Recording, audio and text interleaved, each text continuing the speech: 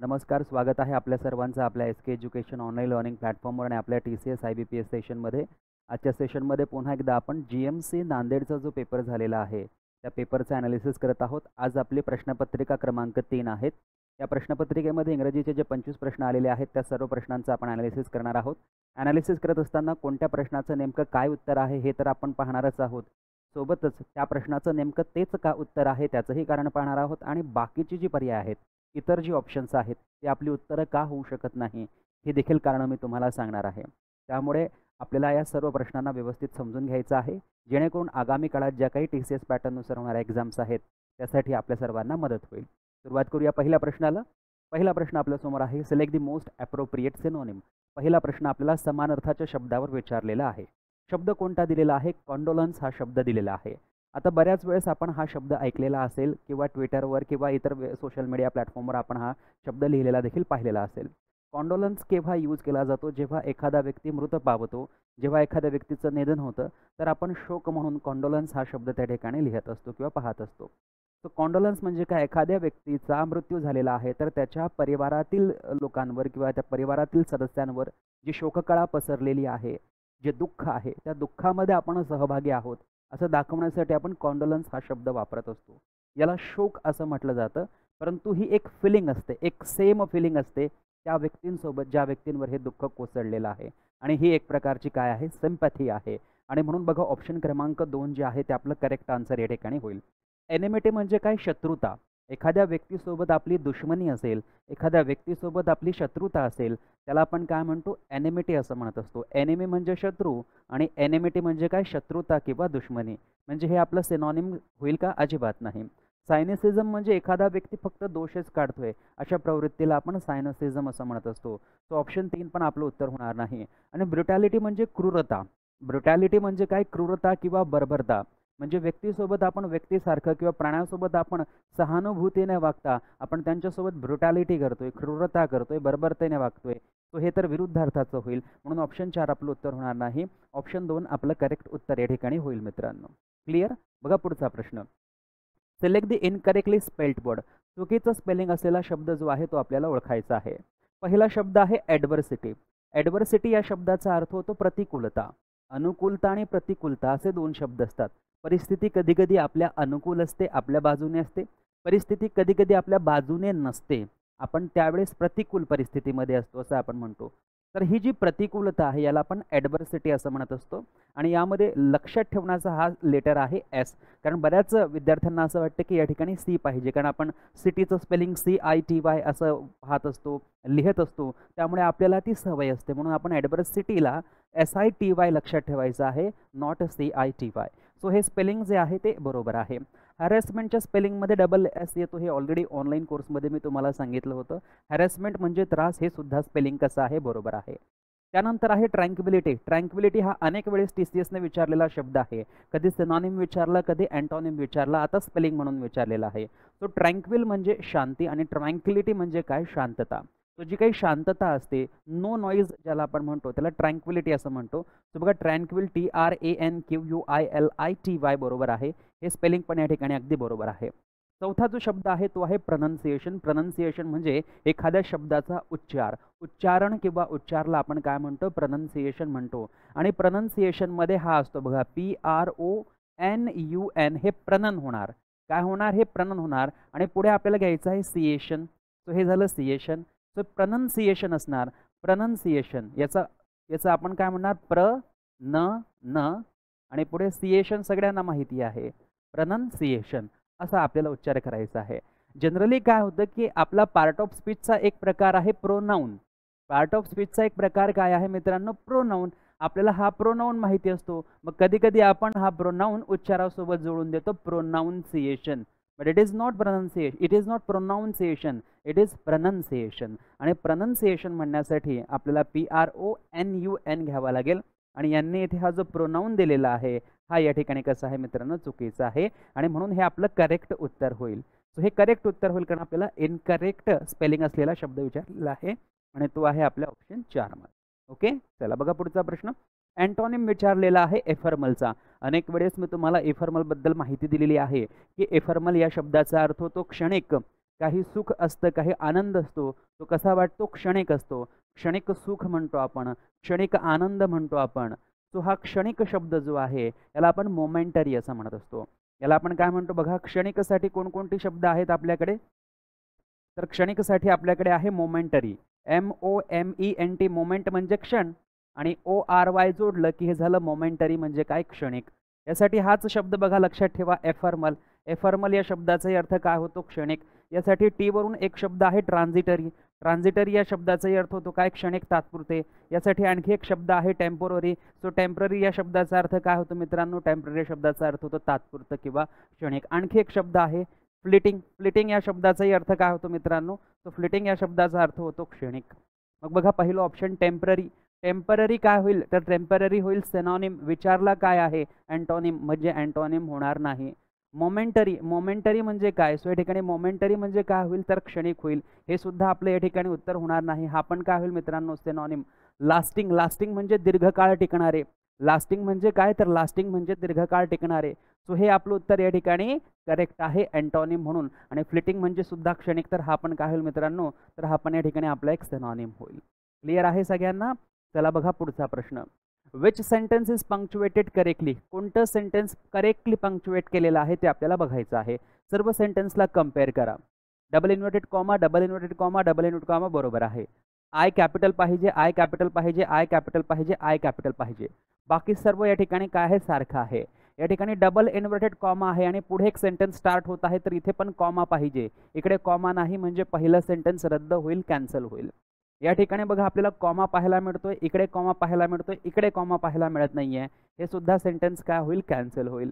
त्यानंतर बघा जेव्हा या ठिकाणी आपल्याला हा शी पाहायला मिळतोय, शी पाहायला मिळतोय, सेट पाहायला मिळतोय, सेट पाहायला मिळतोय. अनेक वेळेस सांगितलेलं आहे की एखादा व्यक्ती जे काही म्हटलेलं असेल तर सेड नंतर जनरली एक कॉमा आणि नंतर डबल इन्व्हर्टेड कॉमा येतो. सो या ठिकाणी बघा कॉमा आहे, इकडे कॉमा नाहीये. सो हे चुकलं. सो चुकलं म्हणजे ऑप्शन 2 कॅन्सल होईल. ऑप्शन 3 जे आहे ते आपलं करेक्ट आन्सर या ठिकाणी होईल मित्रांनो. ओके, चला बघा पुढचा प्रश्न.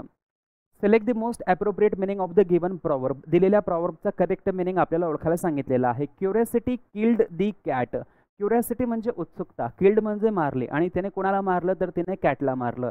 आपण जेव्हा आपल्या ऑनलाईन कोर्समध्ये वेगवेगळ्या प्राण्यांच्या नावांवर आधारित इडियम्स घेत होतो तेव्हा मी हा इडियम तुमचा ऑलरेडी कव्हर करून दिलेला आहे. डॉगचे वेगवेगळे इडियम्स कोणते आहेत, प्रॉवर्ब कोणकोणते आहेत, त्यानंतर कॅटचे कोणते आहेत, काऊचे कोणते आहेत, एअरचे कोणते आहेत, असे अनेक तुम्हाला मी सांगितलेले आहेत. त्यापैकी हा कॅटचा आहे आणि हा सांगितला होता की क्युरियोसिटी किल द कॅटचा अर्थ काय होतो मित्रांनो? तर एखादा व्यक्ती जो आहे तो जर दुसऱ्यांचं जे काही मॅटर असेल, दुसऱ्यांचं जे काही अफेअर असेल, दुसऱ्यांचं जे काही चालू असेल त्यामध्ये जर अति उत्सुकता जर दाखवत असेल किंवा उत्सुकता जर ज्याची जास्त असेल त्यामध्ये, तर हे त्या व्यक्तीला ट्रबलमध्ये घेऊन जाऊ शकतं. उदाहरणार्थ एक्स हा व्यक्ती वाय आणि झेडमध्ये नेमकं काय चालू आहे याची त्यामध्ये उत्सुकता असेल तर याला म्हटलं जातं की याला उत्सुकता आहे, परंतु ती उत्सुकता एक्सला काय करू शकते? एका ट्रबलमध्ये, संकटामध्ये टाकू शकते. आणि म्हणून अशा वेळेस म्हटलं जातं की क्युरियोसिटी जी आहे ती कॅटला किल करू शकते. म्हणून दुसऱ्यांच्या अफेअर्समध्ये क्युरियोसिटी कधी कधी तुम्हाला ट्रबलमध्ये टाकू शकते. So a curious cat going for hunting.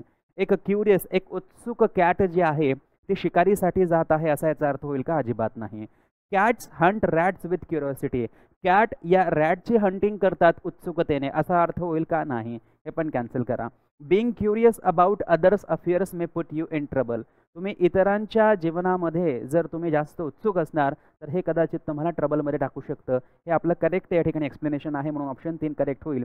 If you are curious about everything you will certainly get your share. तुम्ही जर कशाबद्दल क्युरियस असणार तर डेफिनेटली सर्टनली निश्चितपणे तुम्हाला तुमचा शेअर जो आहे तो मिळेल. हे देखील आपलं उत्तर होणार नाही आणि म्हणून ऑप्शन 3 आपलं करेक्ट आन्सर या ठिकाणी होईल मित्रांनो. आता बघा पुढचा प्रश्न. Which sentence is punctuated correctly? I enjoy reading, writing and painting.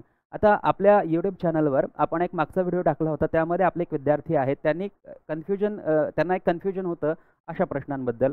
तर तो डाऊट मी तुमचा या ठिकाणी क्लिअर करतोय. मी खाली कमेंट बॉक्समध्ये पण तुम्हाला लिहून दिलं होतं की एक्झॅक्टली काय रूल आहे, आणि आता ती वेळ आलेली आहे की त्याला मी तुम्हाला या ठिकाणी व्हिजिबली क्लिअर करतो. बघा मित्रांनो, या ठिकाणी हा आय जो आहे तो एक सब्जेक्ट आहे आणि त्यानंतर हा एन्जॉय जो आहे तो व्हर्ब आहे, हे सगळ्यांना माहिती आहे. आता आय एन्जॉय म्हणजे मी एन्जॉय करतो, तर मी 3 गोष्टी या ठिकाणी एन्जॉय करतोय असं या ठिकाणी दिसतंय. एक रीडिंग म्हणजे वाचन एन्जॉय करतो, रायटिंग म्हणजे लिखाणही एन्जॉय करतो, आणि पेंटिंग देखील मी एन्जॉय करतो. आता या ठिकाणी 3 अशा वस्तू आहेत किंवा 3 अशा ॲक्शन्स आहेत की ज्यांना मी एन्जॉय करतो.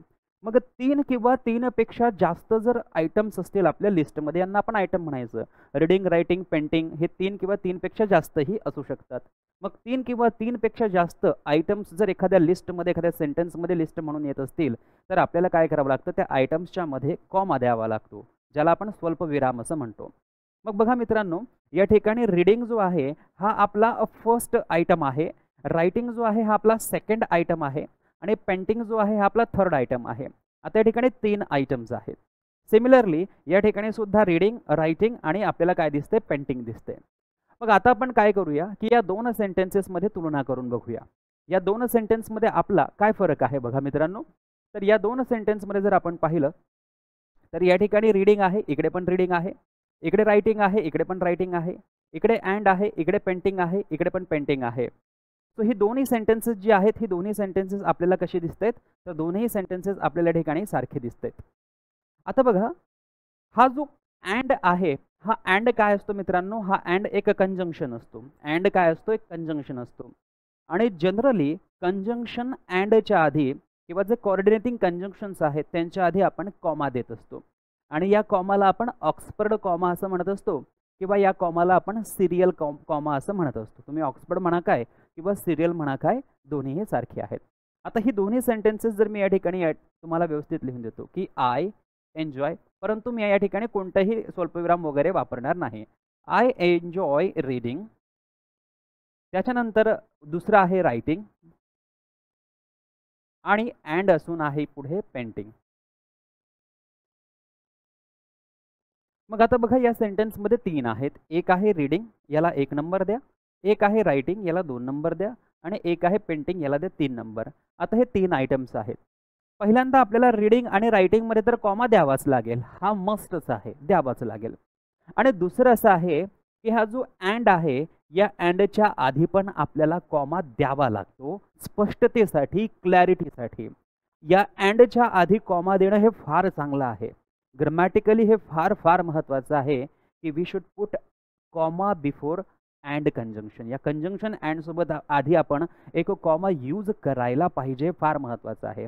परंतु कधी कधी हा यूज केला जात नाही, कधी कधी हा यूज केला जात नाही. परंतु जेव्हा सेंटेन्स पंक्च्युएटेड करेक्टली म्हटलं तेव्हा अँडच्या आधी कॉमा पाहिजेच. सेंटेन्स जर आपला प्रश्न जर आपल्याला पंक्च्युएशन म्हणून विचारलेला आहे तर मग या अँडच्या आधी आपल्याला कॉमा वापरावाच लागतो. आणि या कॉमाला आपण काय म्हणत असतो मित्रांनो, ऑक्सफर्ड कॉमा. आणि म्हणून या अँडच्या आधी कॉमा येणं हे फार फार फार गरजेचं आहे मित्रांनो. त्यांचा प्रश्न असा होता की हे लिस्ट आहे आणि लिस्टमध्ये आयटम्स असले तर आपल्याला कॉमा घ्यायची गरज नाही. जर पुढे एखादं सेंटेन्स, एखादा कोऑर्डिनेटिंग क्लॉज कंटिन्यू झाला असता तरच आपण कॉमा घेतला असता, तेव्हा तर घ्यावाच लागतो. या ठिकाणी लिस्ट साठी पण आपल्याला तो घ्यावा लागणार आहे. हा व्यवस्थित पॉईंट तुम्ही लक्षात ठेवायचा आहे मित्रांनो. मग आपण जर पाहिलं तर ही पहिली 2 सेंटेन्सेस जी आहेत, ही पहिली 2 सेंटेन्सेस बरोबर आहेत. फक्त एकच पॉईंट यामध्ये आहे की इकडे यांनी फुल स्टॉप दिलेला नाही आहे, बस. बाकी दोघंही सेंटेन्सेस सारखी होती. मग पहिलं सेंटेन्स बघा, रीडिंग नंतर कॉमा आहे, बरोबर आहे. रायटिंग नंतर आणि रायटिंग नंतर अँड आहे आणि थर्ड आयटम आहे. तर या अँडच्या आधी इथे कॉमा पाहिजे, ऑक्सफर्ड कॉमा पाहिजे आपल्याला. सो हा जो ऑक्सफर्ड कॉमा आहे, हा जो ऑक्सफर्ड कॉमा आहे, हा नेसेसरी आहे मित्रांनो. क्लॅरिटीसाठी यूज करणं आवश्यक नाही आहे, परंतु क्लॅरिटीसाठी तो आवश्यक आहे. आणि तो पंक्च्युएशनचा नियम आहे आणि पंक्च्युएटेड करेक्टली विचारलेला आहे तर मग त्याला यूज करावाच लागेल. म्हणून पहिलं जे सेंटेन्स आहे त्या ठिकाणी करेक्टली पंक्च्युएटेड आहे. दुसरं सेंटेन्समध्ये पण कॉमा आहे पण लास्टला फुल स्टॉप नाही आणि म्हणून हे काय होईल, कॅन्सल होईल. तिसऱ्या सेंटेन्समध्ये जो नेसेसरी कॉमा आहे तोच नाही, चौथ्यामध्ये पण नेसेसरी कॉमा नाही, मग हे कॅन्सल होतील. ऑप्शन 1 आपलं करेक्ट आन्सर या ठिकाणी होईल. हा प्रश्न फार फार फार महत्त्वाचा आहे मित्रांनो. आता पुढे जे काही GMCच्या एक्झाम्स होतील आणखी, त्यामध्ये अशा प्रकारचे प्रश्न तुम्हाला विचारले जातील, कॉमावर विचारले जातील. त्यासाठी तुम्हाला हा पॉईंट माहिती असणं फार महत्त्वाचं आहे. आणखी असा प्रश्न एक पुढे येऊ शकतो. पुढे बघा, group of words one word substitute म्हणून विचारलेला आहे. The study of human beings. Human बिईंगची जी स्टडी केली जाते त्याला काय म्हटलं जातं? सोपं आहे, सगळ्यांना समजेल. झू म्हणजे काय? झू म्हणजे प्राणी आणि लॉजी म्हणजे काय? शास्त्र किंवा स्टडी. ज्या ठिकाणी प्राण्यांची स्टडी केली जाते त्या सेक्शनला, त्या डिपार्टमेंटला आपण झूलॉजी असं म्हणत असतो. सायकोलॉजी सगळ्यांना माहिती आहे, मानसशास्त्र. अँथ्रोप म्हणजे कोण? Human being. आणि लॉजी म्हणजे काय? शास्त्र. म्हणजे हे आपल्या या ठिकाणी करेक्ट आन्सर होईल. त्यानंतर फिजिओलॉजी म्हणजे शरीर विज्ञान तंत्र. सो ऑप्शन 4 देखील आपलं उत्तर होणार नाही. ऑप्शन 3 आपलं करेक्ट आन्सर होईल. या प्रश्नाचं उत्तर सगळ्यांना जमलं असेल मित्रांनो.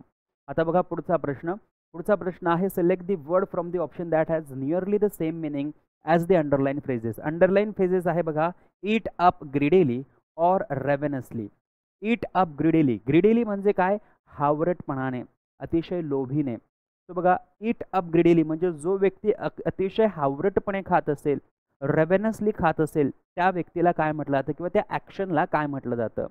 तो बघा, DEVOUR हा प्रश्न ऑलरेडी मागच्या प्रश्नपत्रिकेमध्ये येऊन गेलेला आहे, की त्या ठिकाणी जे वेगवेगळे इन्सेक्ट्स, वेगवेगळे जे प्लांट्स आहेत, ते रॉटन प्लांट्स काय करायचेत? वेगवेगळ्या इन्सेक्ट्सला आकर्षित करायचे. कशासाठी?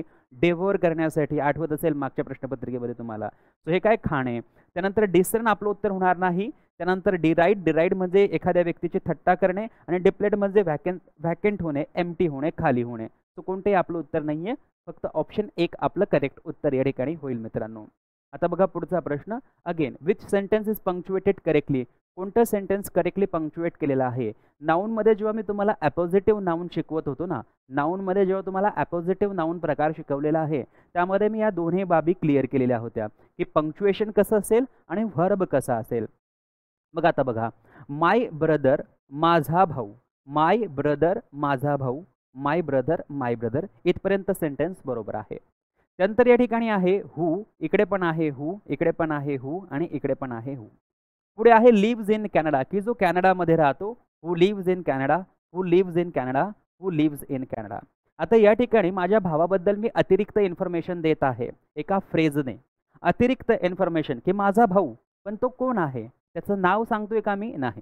जर त्याचं नाव सांगायचं असतं की माय ब्रदर राहुल, तर मी कॉमा करून राहुल म्हटलं असतं. माय ब्रदर नितीश, तर मी पुढे म्हटलं असतं माय ब्रदर कॉमा नितीश, एटसेट्रा, जे काही नाव असेल ते.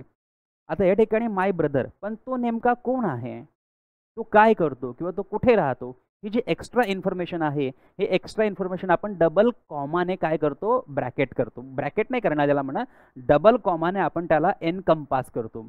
म्हणजे हा जो हू लिव्हज इन कॅनडा आहे, याच्या आधी आणि कॅनडा नंतर आपल्याला काय पाहिजे? कॉमा पाहिजे. Who lives in Canada, who lives in Canada, तर हूच्या आधी एक कॉमा आणि कॅनडा नंतर एक कॉमा.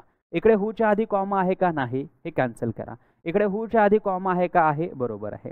इकडे हूच्या आधी कॉमा नाही, इकडे हूच्या आधी कॉमा नाही. ऑप्शन 3, 4 कॅन्सल झाले. ऑप्शन 2 जे आहे ते आपलं करेक्ट आन्सर या ठिकाणी होईल. आणि कॅनडाचं सी कॅपिटल पाहिजे आणि कॅनडानंतर कॉमा पाहिजे. आणि त्यानंतर माय ब्रदर एक असल्यामुळे त्यासाठी सिंग्युलर व्हर्ब घ्यावा लागेल. मग बघा या ठिकाणी इज सिंग्युलर व्हर्ब आहे, पुढे ING, अस, नेक्स्ट वीक. सो हे बरोबर आहे. म्हणून ऑप्शन क्रमांक 2 जे आहे ते आपलं करेक्ट आन्सर या ठिकाणी होईल मित्रांनो. आता बघा पुढचा प्रश्न. Still waters run deep. प्रॉव्हर्बचं मिनिंग विचारलेलं आहे, की जे शांत पाणी असतं ते डीप रन करतं, डीप धावतं. याचा अर्थ असा आहे की जी लोक शांत असतात, जी लोक शांत असतात ती नेहमी हुशार असतात किंवा फ्रिक्वेंटली ती लोक कशी असतात? हुशार असतात, असा याचा अर्थ होतो. मग बघा, deep reverse always flow silently असं होणार नाही. रनिंग वॉटर इज डेंजरस हे पण नाही. ऑल काम पीपल आर शाय, सर्व शांत लोक शाय असतात, लाजाळू असतात, हे नाही होणार.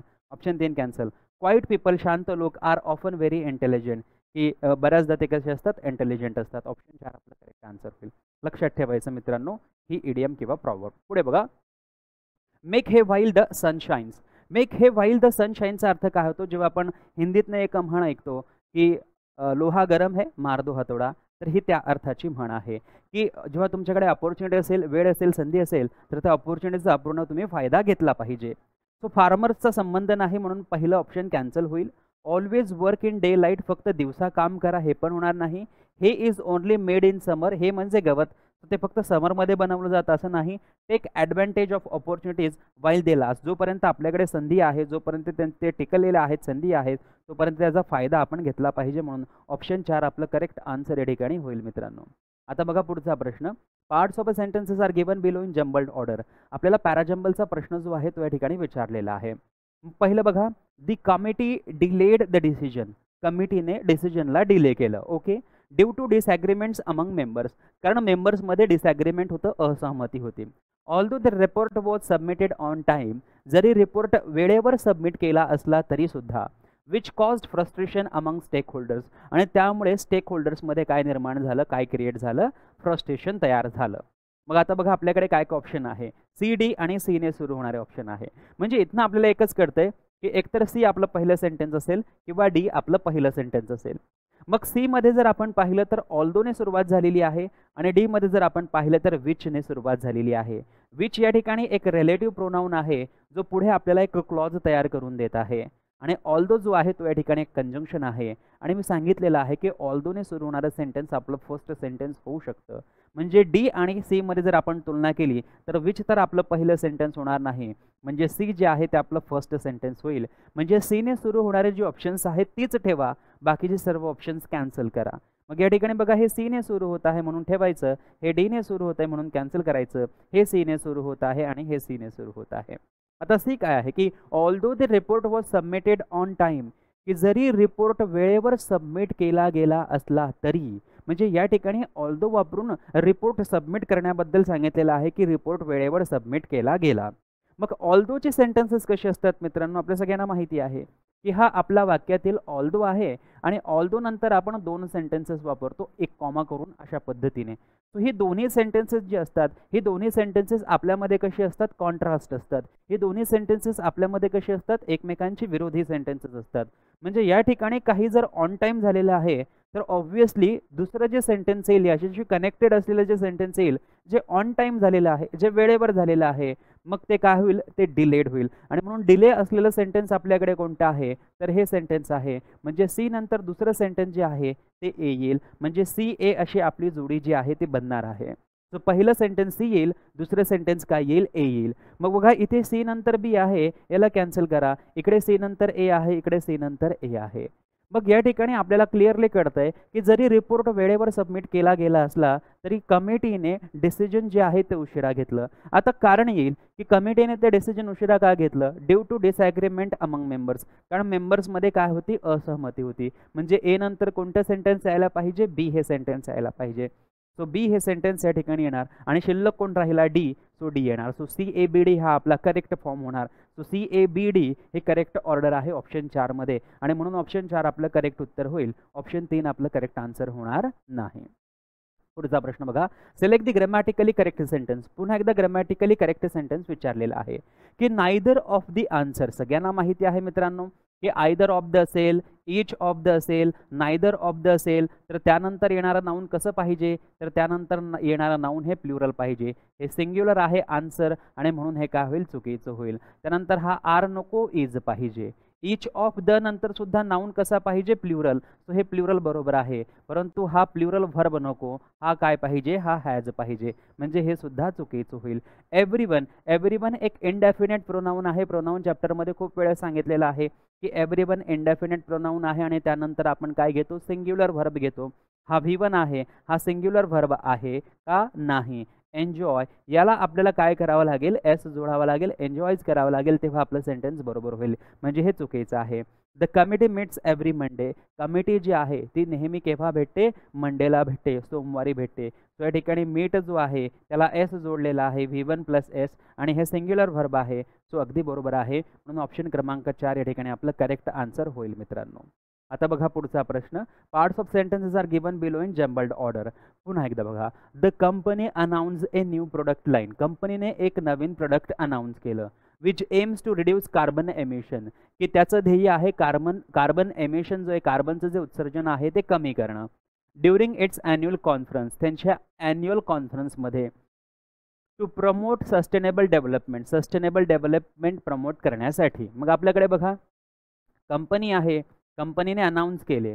काय अनाउन्स केले, नवीन प्रोडक्ट. मग आता हे नवीन प्रोडक्ट त्यांनी केव्हा अनाउन्स केले याबद्दल आपल्याला इथे माहिती मिळते की त्यांनी त्यांच्या ॲन्युअल कॉन्फरन्समध्ये केलेला आहे. During its annual conference. हा इट्स कुणासाठी वापरलेला आहे, तर हा कंपनीसाठी वापरलेला आहे. म्हणजे ऑलवेज ए नंतर आपल्याला कोण मिळाला पाहिजे, तर ए नंतर आपल्याला मिळाला पाहिजे सी.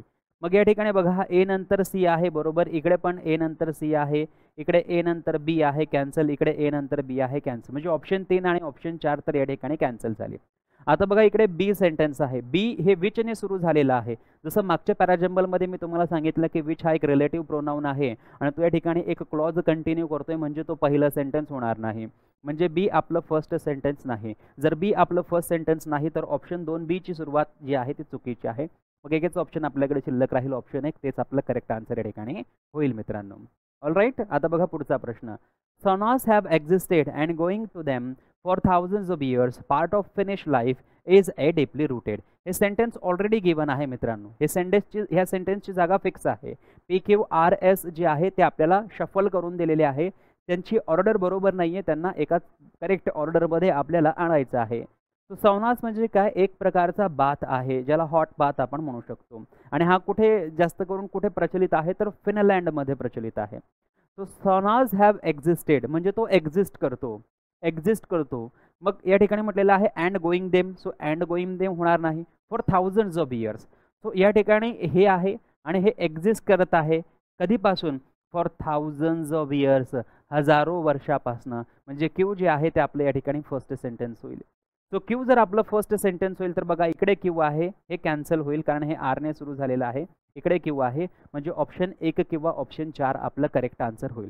आता या आन्सरवरनं आपल्याला कळतंय ऑप्शन्सवरनं की क्यू नंतर इकडे पी आहे आणि क्यू नंतर इकडे जो आहे तो एस आहे. म्हणजे ते थाउजंड्स ऑफ इयर्स पासून काय करतायत, एक्झिस्ट करत आहेत. तर एक आहे P and going to them आणि त्यांना जाणं किंवा त्यांच्याकडे जाणं असा याचा अर्थ होतो. आणि एक आहे S is a deeply rooted. So is a deeply rooted for thousands of years is. इथे जर इयर्स आला तर इकडे इज येऊ शकतो का, नाही. म्हणजे आपल्याला पी नंतर सेंटेन्स एस घेता येणार नाही. क्यू नंतर जर सेंटेन्स एस घेता येणार नाही तर ऑप्शन 4 कॅन्सल होईल. सो ऑप्शन 1 जे आहे ते आपलं करेक्ट आन्सर या ठिकाणी होईल मित्रांनो. ओके. क्यू नंतर एस. पुढे बघा. Select the sentence that contains grammatical error. असं सेंटेन्स ओळखा की ज्यामध्ये ग्रामॅटिकल एरर असेल. I didn't go to the party last night. आपल्याला contains a grammatical error. So I बरोबर आहे, डिडंट बरोबर आहे, डिडंट नंतर हा V1 बरोबर आहे, टू द पार्टी बरोबर आहे, लास्ट नाईट बरोबर आहे. सो हे सेंटेन्स बरोबर आहे. आय डिडंट नंतर या ठिकाणी वेंट हा V2 आहे आणि डिडंट नंतर V2 येत नाही, मागच्या लेक्चरमध्ये ऑलरेडी क्लिअर करून दिलेला आहे. सो हे सेंटेन्स ग्रामॅटिकली चुकीचं आहे. I went to the party last night. So या ठिकाणी आय आहे, वेंट आहे, टू द पार्टी आहे आणि लास्ट नाईट आहे. सो हा V2 आहे. म्हणजे हे सेंटेन्स ग्रामॅटिकली कसं आहे, बरोबर आहे. पुढे बघा. आय हॅडंट नंतर या ठिकाणी गॉन घेतलेला आहे V3 to the party last night. So हे पण सेंटेन्स कसं आहे, हे पण सेंटेन्स बरोबर आहे. सो आपल्याला विचारलेलं आहे की असं सेंटेन्स ओळखा की ज्यामध्ये एरर आहे. हे सेंटेन्स आहे की ज्यामध्ये एरर आहे आणि म्हणून हे काय होईल, आपलं आन्सर होईल. हे काय होईल, आपलं करेक्ट आन्सर होईल. पुढचा प्रश्न. Select the sentence that contains grammatical error. ज्यामध्ये एरर आहे ते सेंटेन्स ओळखा. Water boils at 100 degree Celsius. काय आहे, एक नैसर्गिक सत्य आहे आणि नैसर्गिक सत्य आपण प्रेझेंट इंडेफिनिट टेन्समध्ये दाखवत असतो.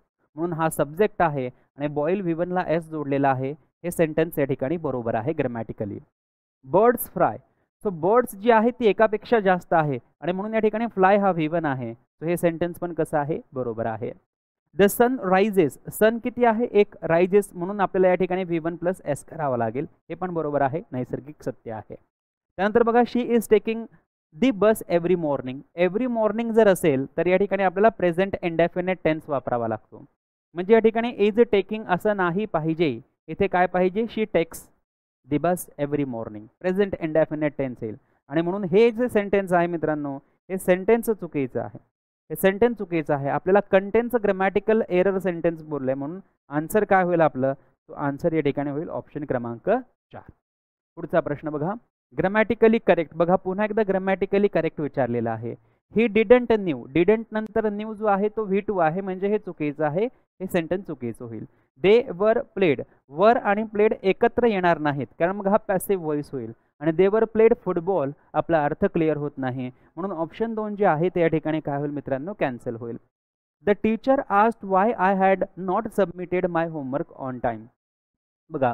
द टीचर आस्क्ड या ठिकाणी आस्क्ड जो आहे तो V2 आहे आणि वाय ने हा पुढे जो क्लॉज सुरू झालेला आहे हा हॅड नॉट प्लस V3 मध्ये यायला पाहिजे. सो या ठिकाणी जर आपण पाहिलं तर हे सेंटेन्स जे आहे हे बरोबर आहे. She was going to the market when she had saw the accident. She was going to the market म्हटलेलं आहे की she was going to the market when she had saw. So had नंतर हा सॉ जो V2 आहे हा चुकीचा आहे मित्रांनो. या ठिकाणी हा जो सीन V3 आहे असा पाहिजे. म्हणजे हे पण सेंटेन्स कसं आहे चुकीचं आहे. ऑप्शन 3 आपलं करेक्ट आन्सर या ठिकाणी होईल.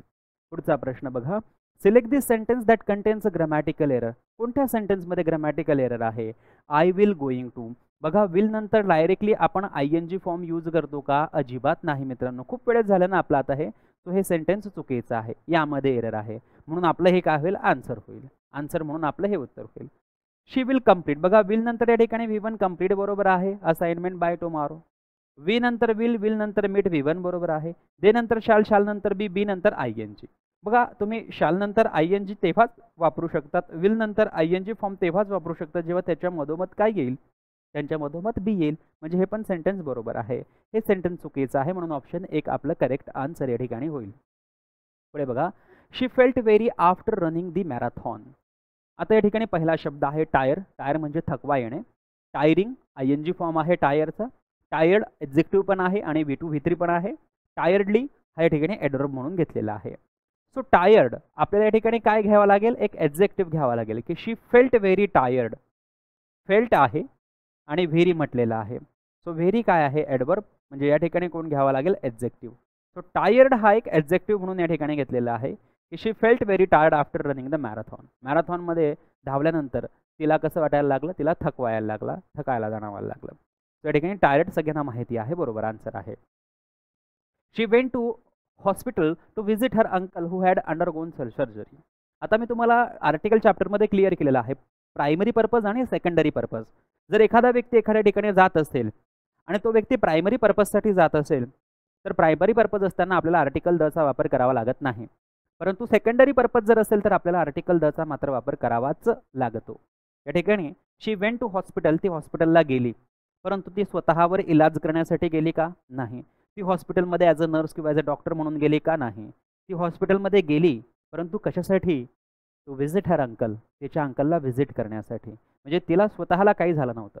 हॉस्पिटल ज्या पर्पजसाठी बनलेलं आहे इलाज करणे आणि इलाज करून घेणे आपल्यावर, या पर्पजला प्रायमरी पर्पज म्हटलं जाईल. ही जी हॉस्पिटलमध्ये गेली स्वतःवर इलाज करण्यासाठी गेली का? नाही. स्वतः दुसऱ्यांचा इलाज करण्यासाठी डॉक्टर म्हणून गेलेत का? नाही. इतरांची सेवा वगैरे करण्यासाठी गेलेत का? नाही. अंकलला पाहण्यासाठी गेलेत. म्हणजे हा सेकंडरी पर्पज आहे. आणि जेव्हा सेकंडरी पर्पज येईल तेव्हा आपल्याला आर्टिकल दचा वापर करावा लागतो. म्हणून या हॉस्पिटलच्या आधी आपल्याला आर्टिकल दचा वापर करावा लागेल. सो इकडे द जो आहे तो बरोबर राहील. ऑप्शनमध्ये द बघा कुठे आहे? ऑप्शन 4 मध्ये. आणि हे फक्त इतकंच सेंटेन्स असतं शी वेंट टू, तर फक्त आपण काय यूज केलं असतं? शी वेंट टू हॉस्पिटल असं म्हटलं असतं. शी वेंट टू हॉस्पिटल. दची त्या ठिकाणी गरज नव्हती. ओके. चला आता बघा पुढचा प्रश्न. The committee the report before making A final decision.